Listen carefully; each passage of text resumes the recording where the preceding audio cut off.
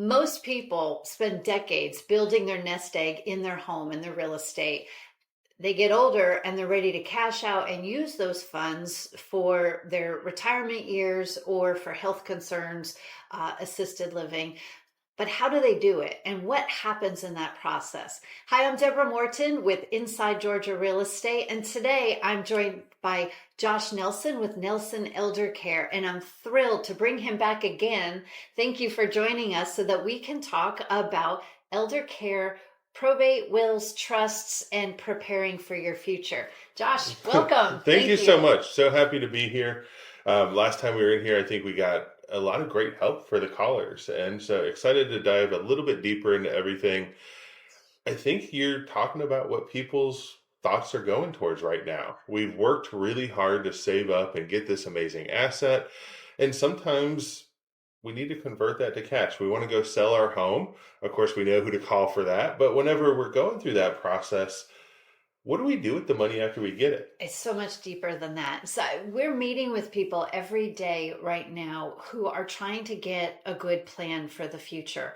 And it's so interesting because it is a whole family conversation Mhm. about planning for the future. Hopefully.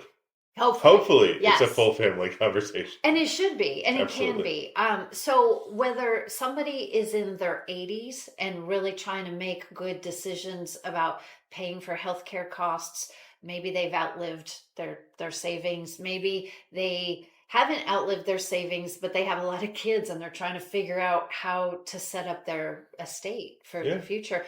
But also, I think it's really interesting when I'm meeting with families, people like maybe in their 50s who are helping their parents.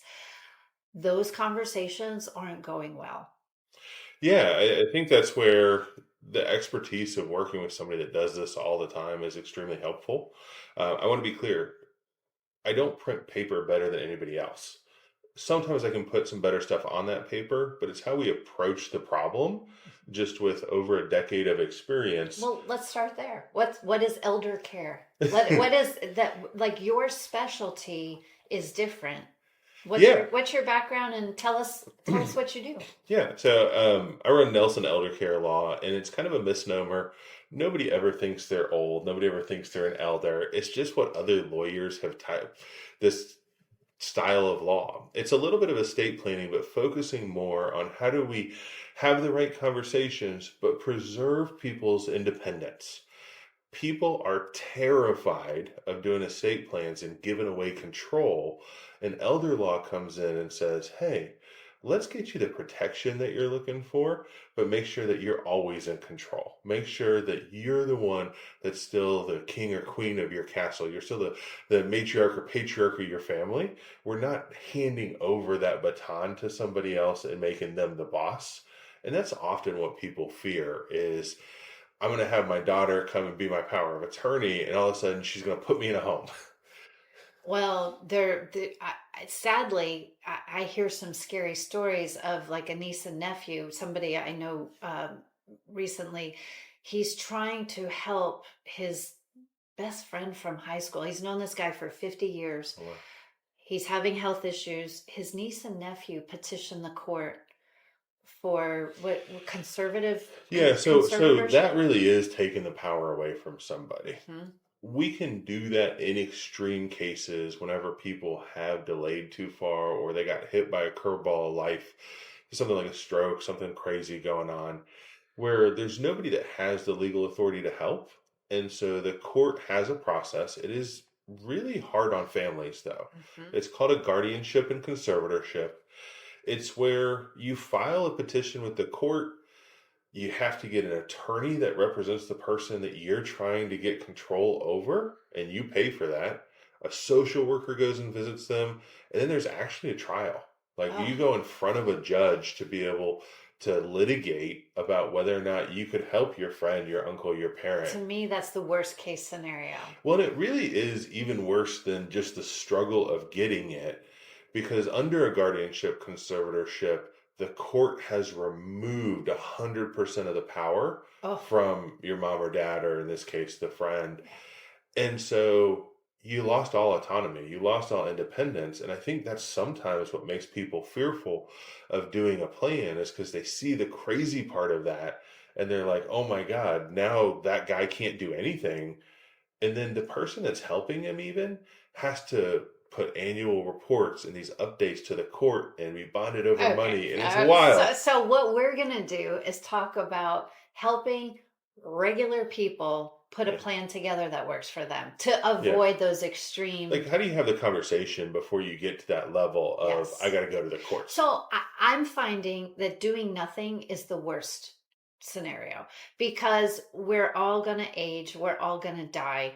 It's better to talk about it now where we're young, beautiful, and healthy and in control of our faculties. So there's so many topics we could break down. Today, we're going to go over the new transfer on death Yeah. So deed there's a new change. way to own property in Georgia that the legislature has made really, really good for the citizens of Georgia. Right. And that just went into effect July 1st of Yep. 2026. It's important that people understand what that is, how to use it. I would like to hit on, I get so often I meet with people and they don't understand that when their loved ones pass away, probate has to happen. So I don't think people understand what is probate, what happens there. We need to talk about that. And then talking about the many different types. They think, oh, I have a will, I'm protected. One spouse dies, the will, they have rights of survivorship. There's so many things. And what I would like to do today is to break down some basic options, give some explanations about what I deal with in the real estate world here in Georgia, that real life scenarios that people. So thanks for joining us. We appreciate you signing in. I've got Josh Nelson with Nelson Elder Care, who practices here in Georgia. Yep.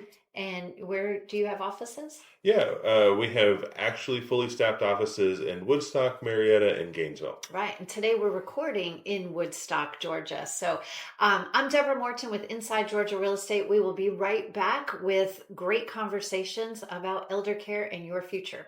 So we're back with Josh Nelson with Nelson Elder Care, and I'm Deborah Morton with Inside Georgia Real Estate. And today we're going to break down the new legislation here in Georgia, and it is, I'm referring it to a transfer on death deed. Yeah. Okay, let's hear from the expert. So often you'll just hear this called a TOD because it's a TODD, a transfer on death deed. We've really been championing for this at the state bar level for years. And so I'm the chair of the elder law section of the Georgia State Bar, and we've worked really hard with the fiduciary section as well as the real estate section to make sure that everybody in Georgia has an easy way to give what they own, their main asset, usually their property, to people they love without having to come back to an attorney or a court or a judge.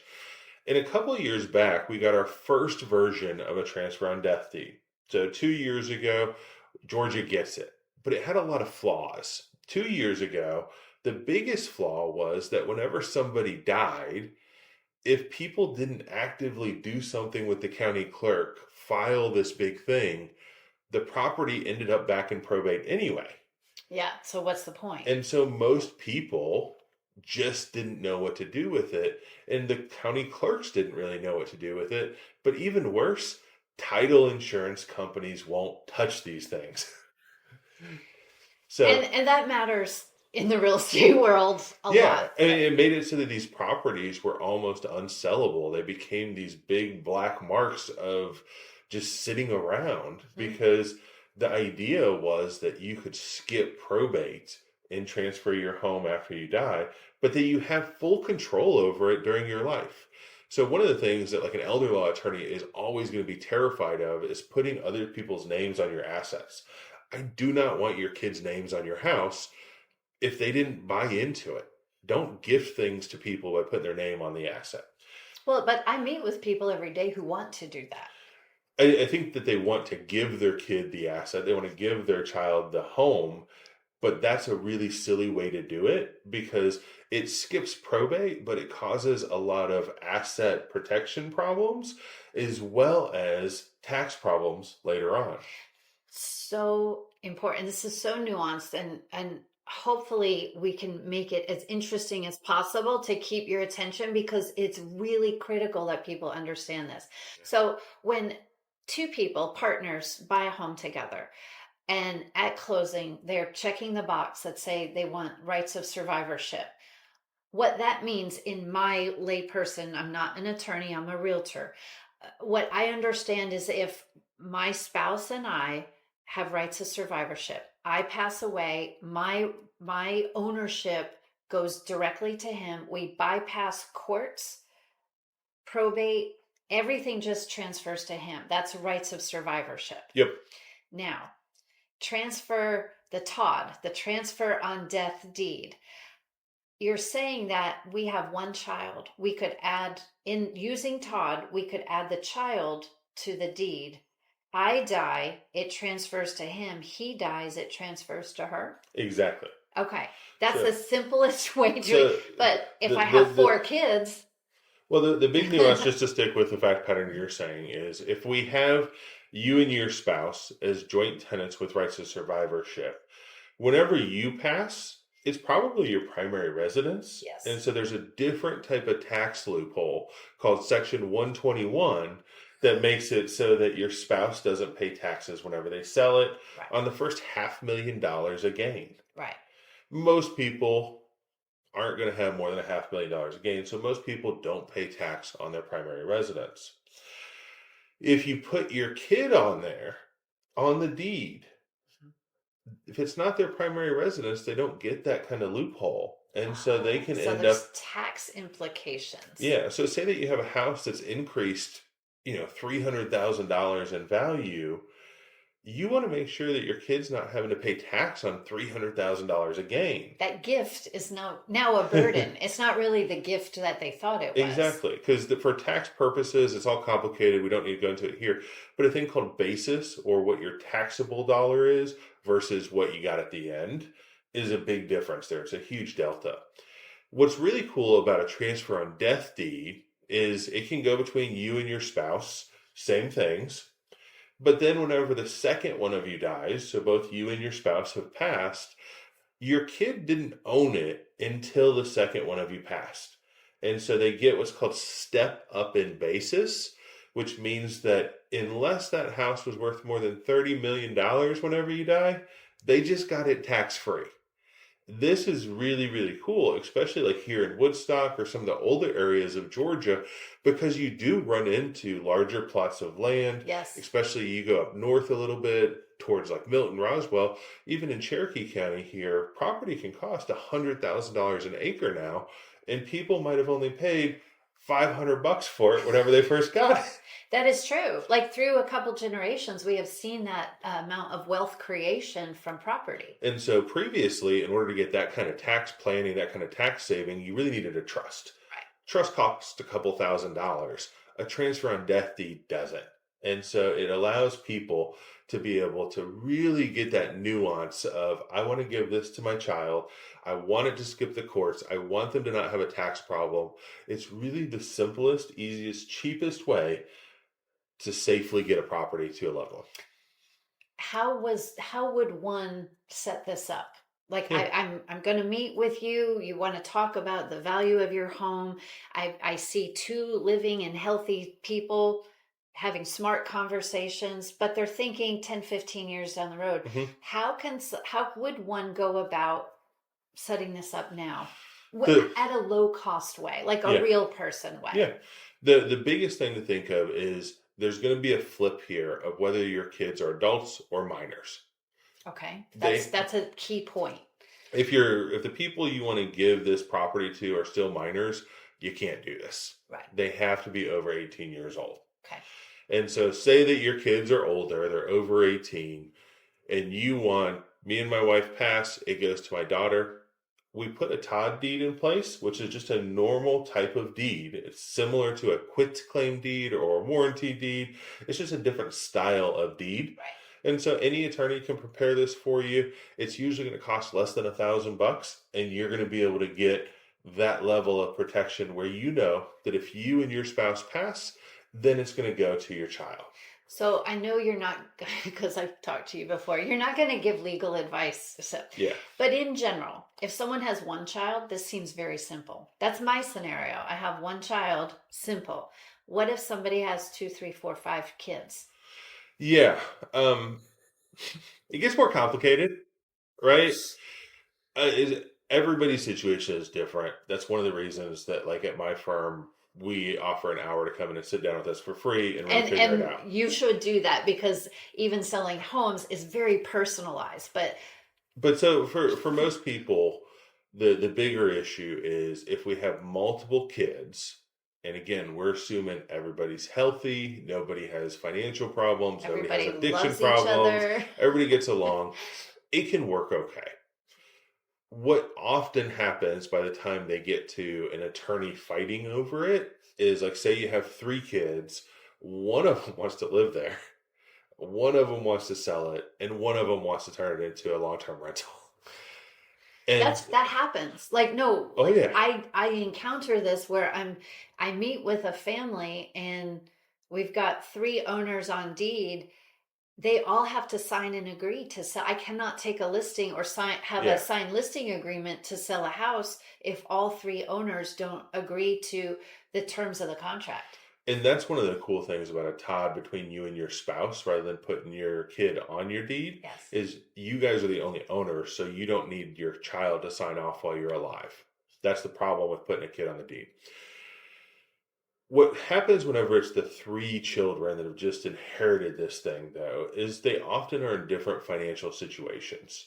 And so if we talked about it in advance and we know what mom and dad really wanted, a lot of times that conversation can go a long way of saying, hey, your sister can stay here for up to 6 months, then she needs to leave, you're going to sell it.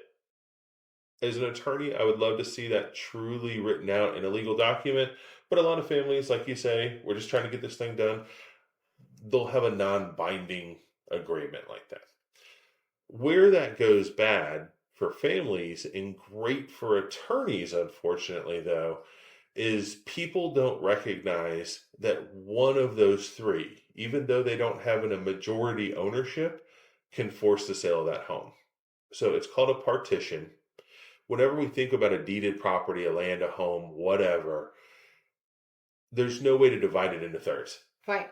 And so if one person wants to sell, they can file a legal action called a partition, which forces the sale for everybody. Right. And let's face it, siblings don't always get along. Yeah. Like that's just so important to consider. So the Todd transfer on death deed is a good option in many cases, but it's kind of low level plan. It's low level estate planning, So it but is it's better than nothing.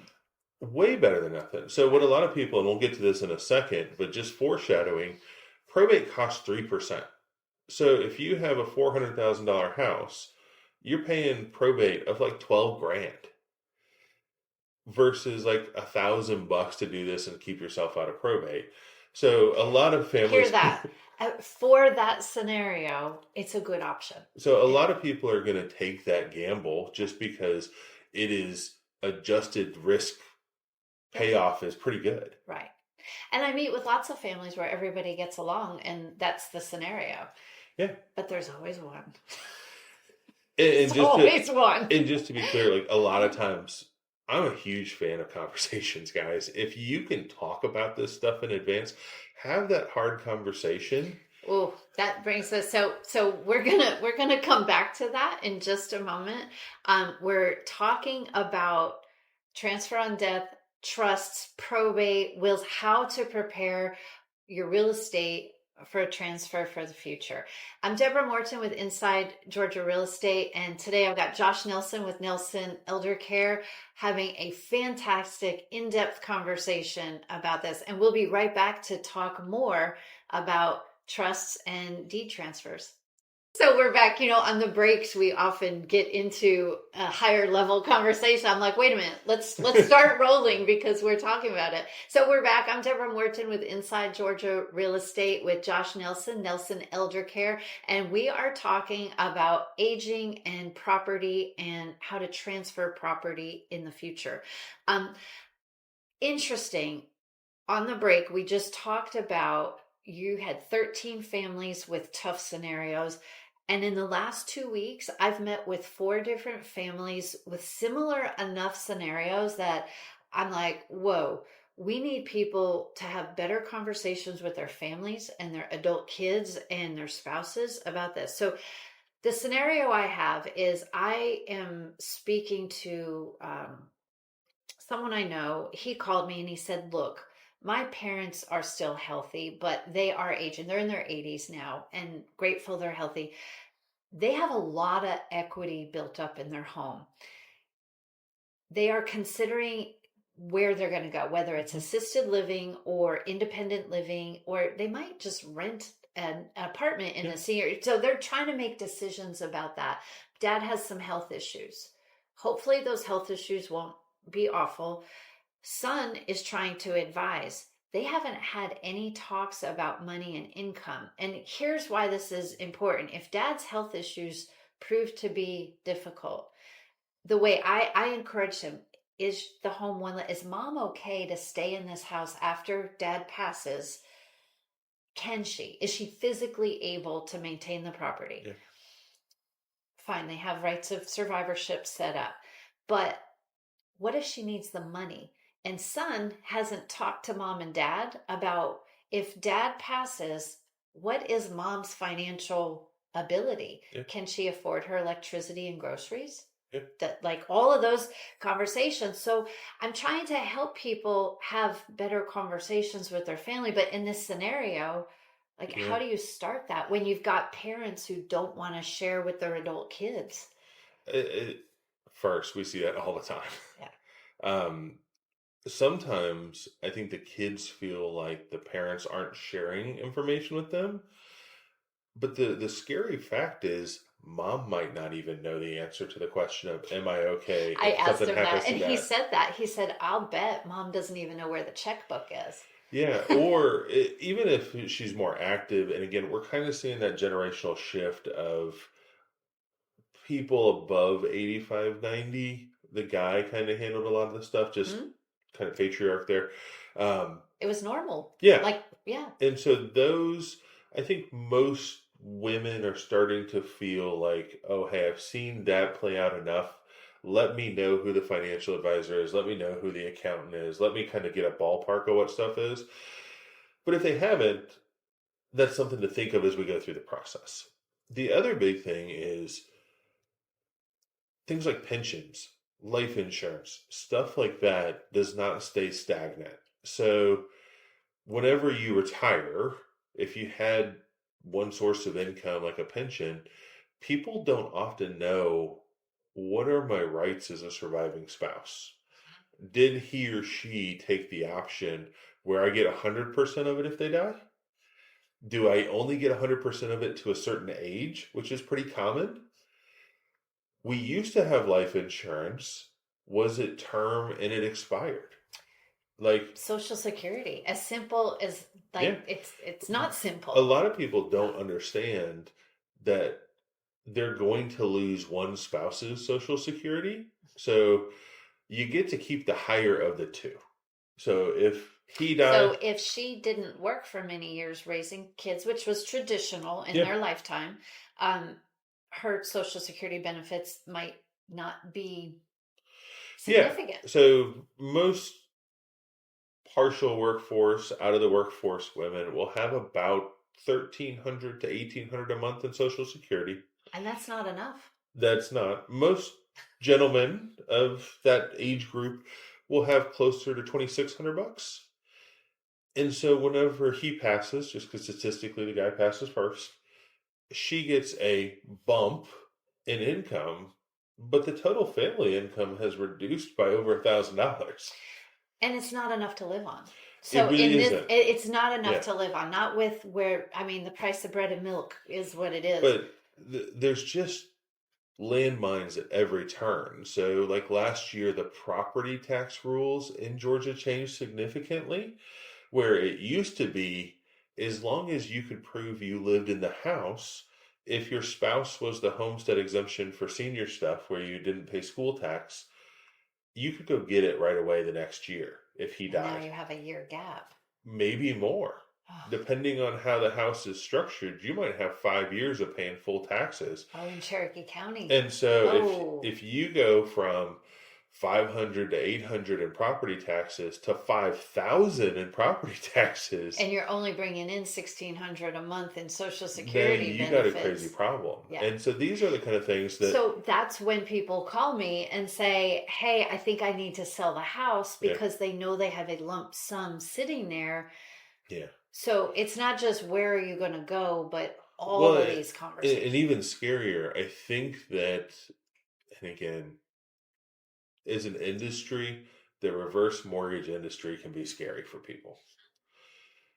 As a child, I really implore you to be involved if your parents are talking about pulling equity out of their home through a reverse mortgage, through some kind of loan application, through something like that, just to make sure they aren't getting taken advantage of. Not saying that, They can be I useful. want to be clear, I'm not saying that they're all bad. There are some very ethical and very good products out there, especially for certain situations. But I think often the fear of cash flow can make people make some bad decisions. So Um, so we're encouraging. So if somebody doesn't know how to broach this conversation with their parents, I'm going to say reach out to me, reach yeah, out to Josh. We will help you. I mean, I have a little guidebook how to talk to your family about this. okay. You can have it for free. Just send a message to us, and that at least starts the conversation. Like, hey, I heard Yeah. this lady on the radio. And Here's sometimes, I this. mean, and definitely reach out to Deborah, get the book, get the guide. But sometimes just realize your parents still see you as kids. Right. It's kind of what we call the mailroom problem that, back in the 50s through 70s, you could start in the mailroom and work your way up. But now people always see you as the guy from the mailroom. So it's hard to get that Yeah. appreciation and respect as you advance in your career. Your parents always see you as that, or potentially always see you as Well, that. or there's this scenario where, like in my family, I've got an older brother, a younger sister. They don't want to talk about death, Oh, yeah. as if mom's going to live forever, which, yay, she's healthy. But we're all going to die. Like, I hate to be the one to break it to you. My sister and brother refuse to have conversations about this stuff. So when Yeah. it happens, they're going to be completely in the dark. Fortunately, I have helped my mom. She is prepared and everything's written out. So my brother and sister Yeah. will be covered. Sometimes it's just good to have a third party, though. Yeah. So whether it be you, Oh a no, I didn't counselor, do a it. I had pastor. her. She lives in another No, I'm state. I just saying, had like her. Yeah. somebody that can Yeah. Have the just start the conversation. yeah. Sometimes we need that third party. And And here's what I found, especially with the older generation, the husbands want to make sure their wives are cared for. They are very uncomfortable having this conversation, but once it's brought up, it is their heart's desire to make sure their family is protected. you need somebody that loves them as a client enough to have the hard conversation, though. Because I'll tell you what often happens in my firm is we start talking about the hard stuff. And as soon as the guy feels worried that somebody's challenging his status as a provider, he says, "Don't worry about what my cost of care is. Somebody will shoot me and just bury me out back." Oh my God, I've heard that too. And the First of reality, all, we don't bury bodies in backyards. and nobody's going to shoot you. It's murder. There's not like Oh yeah, there's that. there's not like a thing you can sign that says, "Hey, I'm giving a pass on this one." We don't have assisted suicide like that, and so I have to love my clients enough to start that conversation and push back because his family won't. Right. I have to That's say, my role as well with on the real estate side of things. Like we really need to make sure. I've got another doozy of a situation to throw at you. but so I think that that's where having that third party that cares enough, that's disinterested in really where the stuff goes, who makes the decisions, but can have that. So, like, even last week, I had a very powerful wife that was dismissive of what her husband was saying in our meeting. And just, you can tell that she wanted it her way, and he didn't feel comfortable challenging her. And in this particular instance, he was right. Oftentimes, people come in because of other things they've heard, a friend of a friend of a friend that ran out of money in assisted living. They think they're going to do it. And so the way I challenged her was in a friendly, loving way of, let's do the math. Yeah. These are your assets. This is what even in a CD would produce. Even if it's in the market, the greatest market drop in like the last forever is 30%. You guys would still be millionaires. Walk me through how you're going to be broke. Because if So it's fear that drives these conversations. I think it's Can we say ignorance? chosen naivety on purpose. Okay, there you go. So like a cognitive dissonance. I don't think it's going to be good, so I don't want to do the math to see if it is. Boy, do I find that to be true. Buyers don't want to get qualified because they're afraid of what's going to come up in that conversation as they qualify for a mortgage. Yeah. They're afraid of what their credit score is, or like fear keeps people from getting the information they need to make good decisions. And that's where, I know it sounds corny, but it's like that false evidence appearing real. Like, sometimes you just do the math, look at the facts, and that fear just vanishes. Right. And that's usually Or it uncovers a gap that you still have years to correct. Like if the gap is there, fine, but you're not dead yet. You can still fix it. Well, so like for buyers, right? So the way I say that fear just disappears is because now you know how to fix it. Right. So there's not much, for my understanding, I don't do that type of law, but for like credit scores, like you can't just go get like 100-point jump this month, right? Like you got to have some time to age and this estate stuff. planning, same thing. Like, okay, it appears if I live, I have to die at 72 is not a good plan. That's where my money stops. Like, that's not a good plan. So very bad plan. Yeah. So this conversation about how do I do these calculations? Okay, let me throw another one at you. I had somebody call this week, and it's an adult. Her dad has cancer. Her grandfather passed away in the last year. What? Dad is responsible for grandpa's house, and his health is not good. She has no idea about the ownership of either of the houses, money, anything, and he does not want to talk about this, as if his cancer is not going to be terminal, and it is. And it's so sad. And of course, she's emotional, and she has an emotional sister. So we have 2 girls, 2 houses, and nobody knows what's going on. And they want me to tell them what the houses are worth, and I'm like, it doesn't matter what they're worth. You can't sell them. My first piece of advice for somebody in this situation is everybody can only carry so much stress on their shoulders at once. Mm-hmm. If your dad is going through this care journey, you have to recognize worst case scenario, we can figure everything out with the assets of the property later. We need to be caregivers. We need to be daughters. We need to be there for dad. Don't let this ruin the relationship. As an attorney, I can fix whatever you break during this time period. It's not going to be as easy or as cheap, but it's not worth destroying your last moments with dad. Oh, I love that compassionate advice. And so I think that's the thing that sometimes needs to be told to people, because if we can't fix the cancer, we think we need to fix everything else because we need to be fixing something.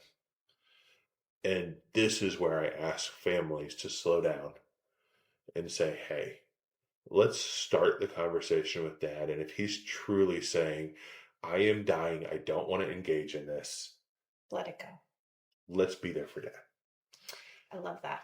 If we can have a real conversation with dad, though, and keep the girls out of the room, we can usually get dad to understand how little of a lift it will be to help him straighten this out for his girls, though.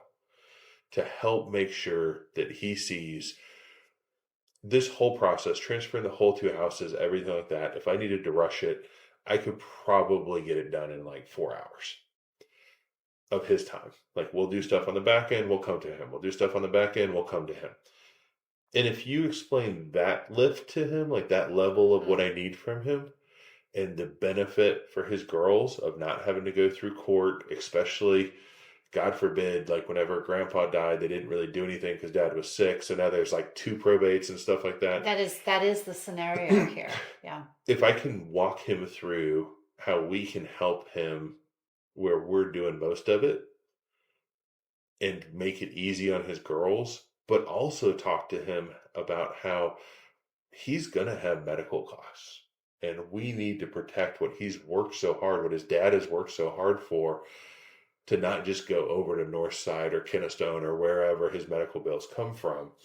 That we want this to go as a legacy to the girls, and how we structure that protection.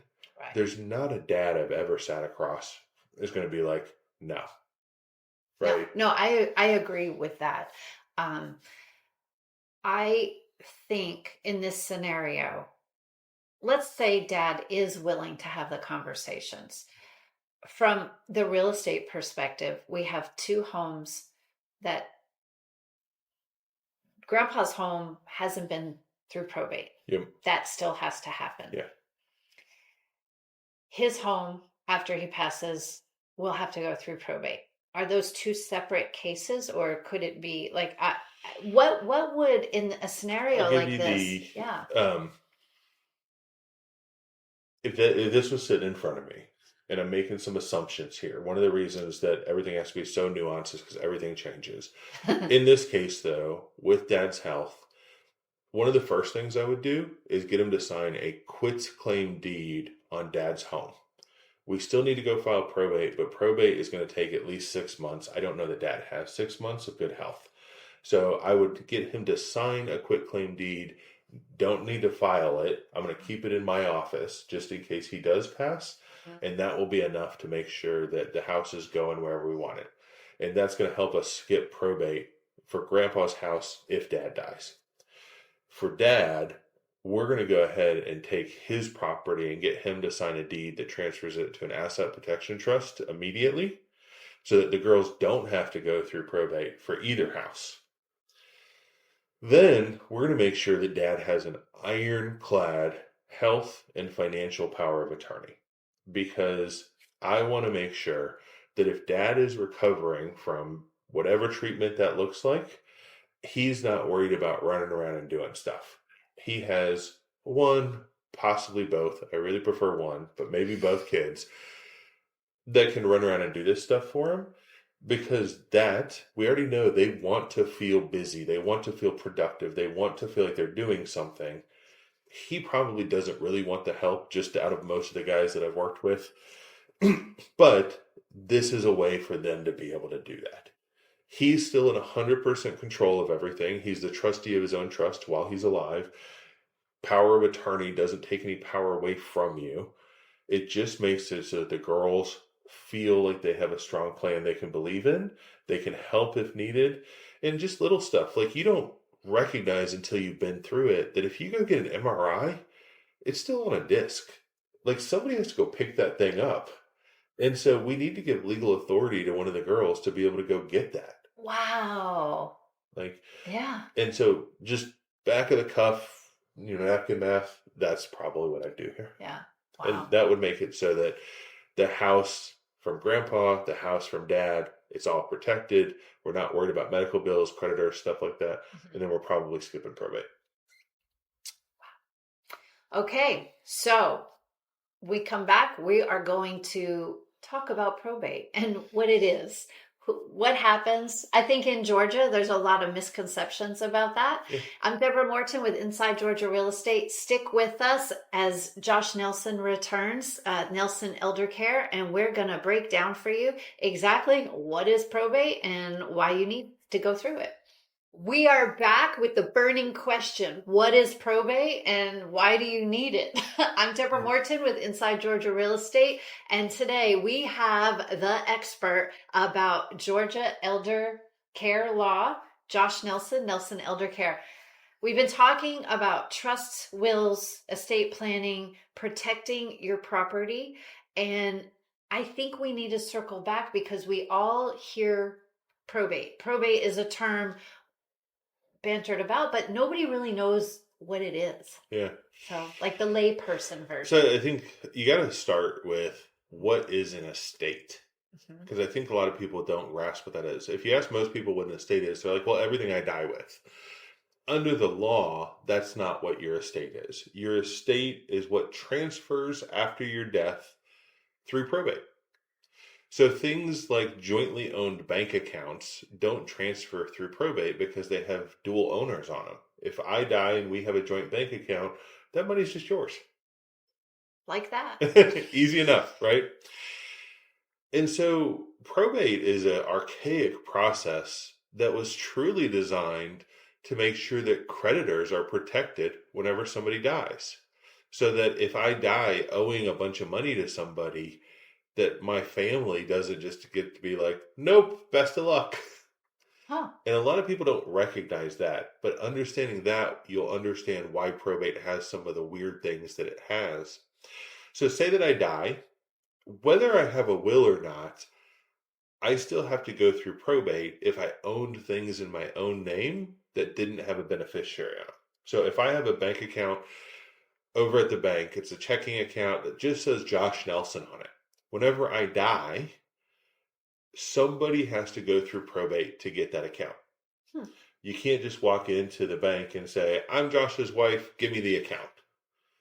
Even if you have a will, and this is how often people reach out to us after they've had a loved one pass, the will says everything to my daughter. She takes that will over to Truist and is like, hey, where's my money? And they're like, you need a letter of testamentary from an attorney. And people are like, okay, well, I'll call an attorney and get a letter. But it's not that simple. It's a lot more complicated than that. And so letters of testamentary are what you get through the probate process. It's like a power of attorney over a dead person. Powers of attorney stop working whenever somebody dies. And so then you need to go get a new thing. That's that letter of testamentary. You file a petition with your county probate court.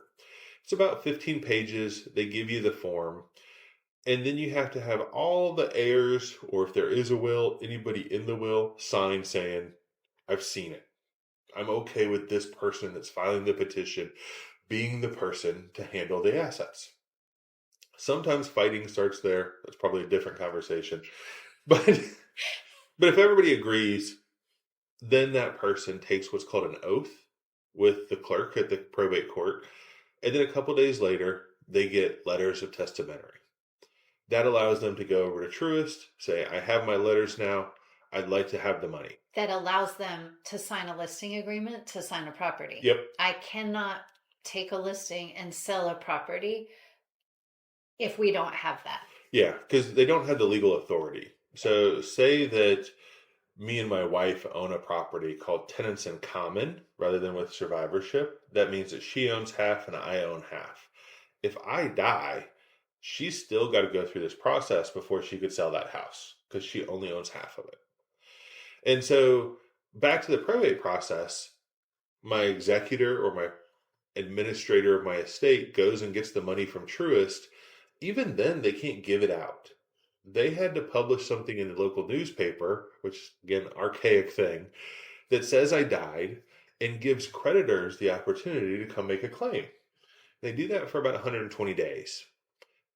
And so that's why they can't legally distribute or close out the estate in less than 6 months because they have to give these creditors the opportunity. And that's assuming the courts are working at pace. Yeah, and we have some good courts. So like in Cherokee County, we have multiple probate judges. In Cobb, we have multiple probate judges. How's Fulton? Fulton's rough, but generally we have people that are really trying their best to get these things taken care of. It's just a volume problem. So let me pause there. What I see is there is often a burden on the family because they have a home. And I'm saying, don't turn the electricity off. Don't turn the air conditioning off in Georgia in the summer. the damage to the house will be great, but Go stop the pool pump. somebody has to pay for the things over the 6 month period. And Yeah, they don't have access to the bank account of the deceased person. yeah. So it's coming out of pocket. And that can be a financial burden to many families as they go through. And the longer it takes because the family doesn't agree. Yeah, I think there's even a bigger problem. So the cash flow problem can usually get worked out as long as the estate has some money in it, or if somebody fronts the money, they usually get reimbursed. Mhm. So But that's what causes fighting. it does. That's Well, and the bigger fight is, well, mom's house hasn't been updated in 40 years. yeah. Where are we going to throw 50 grand at it? Yeah, that's the conversation I'm having. But right for today, we have to talk about Yeah. how But probate so is completed. well, and so there's a Yeah. bigger problem there. What if there are creditors? Hmm. What if those last medical bills pop up? What if there were some credit cards that we didn't know about? Um, Last year, we had a husband who just took things really, really badly because he lost his wife in a tragic accident. She was only in her 50s. And he found out that she had a big spending problem. She had over $100,000 in credit card debt that he wasn't aware of. And so he's going through the grieving process and realizing while he's grieving, it feels like betrayal. It feels like dishonesty. It probably wasn't. You know, she probably, like everybody else in the back of her head, was like, I just got to get over this hump and then I'll pay those off. But just because of the timing of this auto accident, it caused him some real strain. And then the question was, well, if she owns half the house and now her estate owes 100 grand plus in credit card debts, how does this guy pay that? Like we talked about a little earlier, those creditors can force the sale of the house. And so the guy had to come up with $100,000 plus in order to keep his home. And that's the crazy part. That's what people don't understand is it's not just the process. It's not just dealing with the courts. You know, a lot of attorneys like to try and say one of the biggest problems with probate is that you don't have privacy because it's all public record. Nobody really cares. The bigger issue is when creditors pop up, when there's medical costs, what do we do if there's not cash to pay that kind of stuff? Yeah. And And you unfortunately, think, I'll call a realtor, they'll sell the house, but it's not that simple. yeah. And that's Well, even depending on the time of the market, depending on, you know, that person's ability to qualify for a new mortgage or something like that, the timing of this can be pretty tragic. it is. And that is why I invited Josh Nelson with Nelson Elder Care to talk to us, because real estate and planning estates trust, we didn't even get into trust today. We'll save that for another segment. Yeah. How valuable a trust can be to protecting your property, your real property in Georgia. There are ways to protect it through trust. Wills have a place, trusts have a really nice place. Yeah. And just to kind of put a bow on the probate part, one of the big things to remember is even if my will says everything to my daughter, creditors get paid first. Mhm. So she doesn't get it before the creditors get it. Right. So you have questions. I'm sure you do. This was a complex and it's a nuanced conversation, and you can't assume that even everything we talked about is the advice you need. It's so personalized based on your home, your family situation, your health. You know, I want everybody to live as long and vibrantly as they can, but we're all going to die. So let's talk about it while we're healthy. Let's put a plan in place for your property. I'm not telling you, I will never meet with somebody and say, you have to sell your home to do this. Sometimes staying in the home is the best choice. I just want you to have a disciplined and well thought out conversation and plan for your family, and so that you get exactly what you want for the future. So thanks for joining us. I'm Deborah Morton with Inside Georgia Real Estate. You can follow us, click subscribe, follow on all the places, not just on YouTube, but on Spotify, wherever you listen to your favorite podcasts. We're here. And Josh Nelson, Nelson Elder Care, I am so grateful for your knowledge that you're so generous with. So happy to be here. And the compassion that you bring to the industry. We all know what they say about attorneys and realtors. This is an example of how it's different. Yeah. How do people reach you, Josh? Just go to nelsoneldercarelaw.com. You can find us in all the things as well. Phone number 678-250-9355. Happy to start the conversation. It's always free to start with my team to figure out, are we a good fit? How do we help you or your parents get to where you need to be? Right. Send us a message for the free resources we'll share with you, and we'll see you next time.